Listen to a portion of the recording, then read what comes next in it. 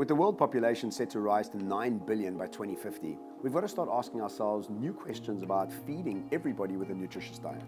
So today we thought we'd cover 3 trend insights that we're starting to see pick up momentum in impacting the way we'll eat over the next 10 or 15 years.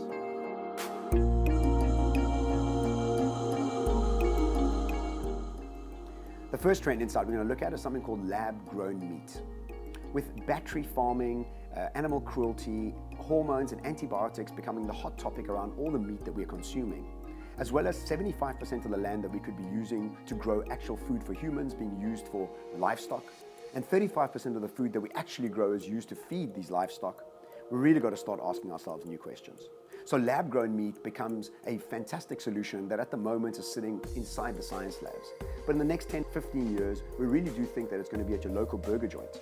So look out for lab-grown meat and start asking yourself the question before you start consuming meat, is it really worth the impact that it's having on the earth around me? The second trend we're going to look at is something called mini livestock or insects.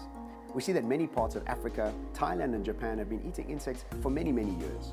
So it's not something new, but most people are adverse to the idea. But don't worry, you most really won't be eating them like you see them on Lion King, but they'll be made into a paste or into a sprinkle format that you could put over your food so that you are getting the nutritional value that you require. But before you go, ugh, I'll never eat insects, don't forget that just before you ate sushi 20 years ago, that's exactly what you said. And so far today, we're all loving sushi. The third trend insight we're going to look at is something called 3D printed food. And we're starting to see that it's being used by high-end chefs, and it's quite a novelty at the moment. But we're starting to see that it's being used in far-to-reach places like the space station, or places that have social unrest where people are being able to be sent bulk food that's being printed into food and into smaller portions. We're seeing a Dutch company use algae and insect paste to create brand new types of food. So 3D printing food, we think that in the next 5 to 10 years will be at your local fast food joint.